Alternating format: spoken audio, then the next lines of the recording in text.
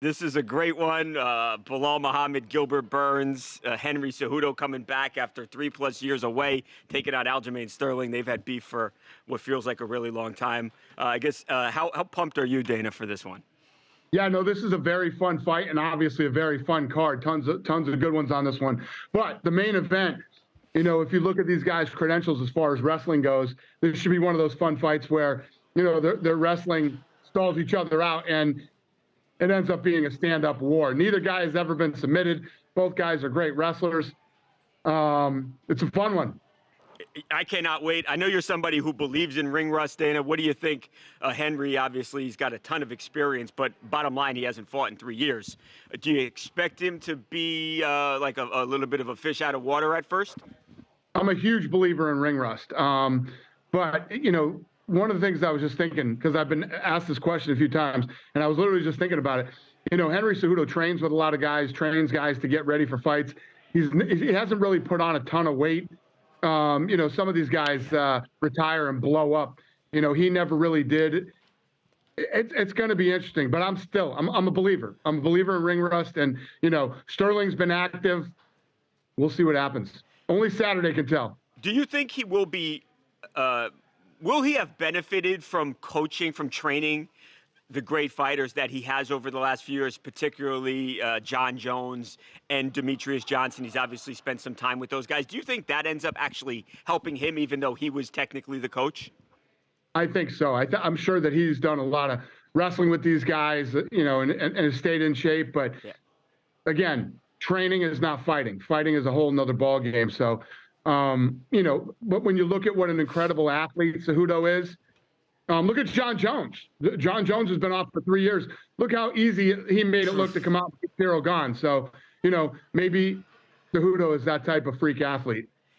Speaking of Mighty Mouse and John, I was talking to Henry the other day, and he said with a win over Aljamain, he believes that he cements a place on the MMA Mount Rushmore alongside John, Demetrius, and Anderson Silva.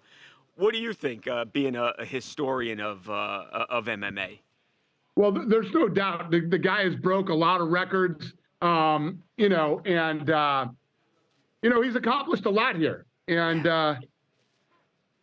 but to go out there and start saying, hey, I should be on the Mount Rushmore when you've been retired for 3 years, and when you're retired, in my opinion, sort of early, it's a listen, you beat Aljo. There's still a few fights out there for him to really cement himself as one of the greatest of all time. Well, if you like that, Dana, he also said and he's got this whole blueprint in his mind here. He says that I fight Aljamain, then I beat Sean O'Malley, then I'd like to go up and fight Alex Volkanovski, win that 3rd belt, and then he believes he would actually be considered the greatest fighter ever, not just Mount Rushmore, one and only the GOAT, period. Now you're talking. And while I agree he would be on the Mount Rushmore, still tough to call himself the GOAT while Jon Jones exists. Yeah, I think a lot of people probably feel like that. All right, let's talk about the co-main event. I know you like this and you respect it when guys like, especially stars, Bilal Muhammad, Gilbert Burns, both step up on short notice and really keep this fight card as being one of the best that we've had this year. How about those two guys, Dana? Fight aside, how about them stepping up on short notice? Yeah, two guys that I have tons of respect for. Bilal Muhammad is coming off a performance of the night with a knockout over Brady. Yeah. And, he's 12-1 in his last 14 fights.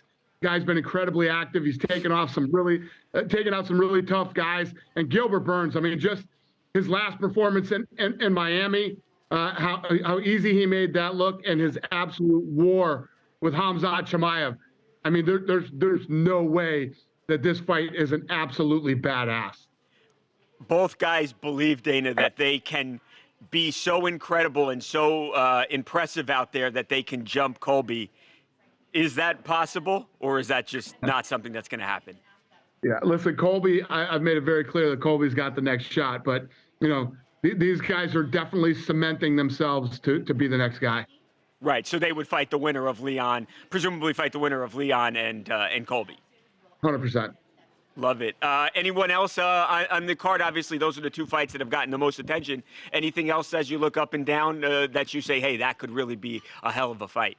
Yeah, the Dober Frivola fight is awesome. Yeah. So that fight is the main event on ESPN prelims. They're live on ESPN. Yes. And yeah, that's a possible fight of the night. Should be a war. What'd you think then of Conor McGregor? I guess watching some old opponents slash old work colleagues at that BKFC event, and then getting in there and going face to face with Mike Perry. That annoy you at all, or no, you don't care? No. I listen. Conor's achieved a lot of things here. I think he was out having fun that night. And got caught up in the moment. The guy called him out. I'm sure he didn't expect it, and he jumped up in there, and it looked like he had a little proper 12. Proper 12. Well, I saw him chugging it. He was chugging it in the stands. Exactly. But listen, when you're in this business, and you're a part of the fights, it's nice to go and just be a fan sometimes too, and just to go and watch fights. And believe me, I've done it many times, and it's easy to get caught up in it. You know what? It's funny. It shows how big of a star he still is. I know the BKFC people were so excited that he was there. Just his presence, just him going to watch a fight. It's incredible after all these years, just how big he still is. Yeah, no, it's true, man. I mean, I remember one night me and Conor were out in Vegas, and he showed up, and he had so much fucking security, and I was like, why does he have this much security? This is crazy. Then we went out and started walking around. And I was like, oh my God, he might not have enough security. It's fascinating. That's so funny. Do we have a date yet for him and Michael, or are you still working on it? Yeah, we're working on it still. Obviously, that season of Tough will roll out soon, and then we'll get this thing figured out.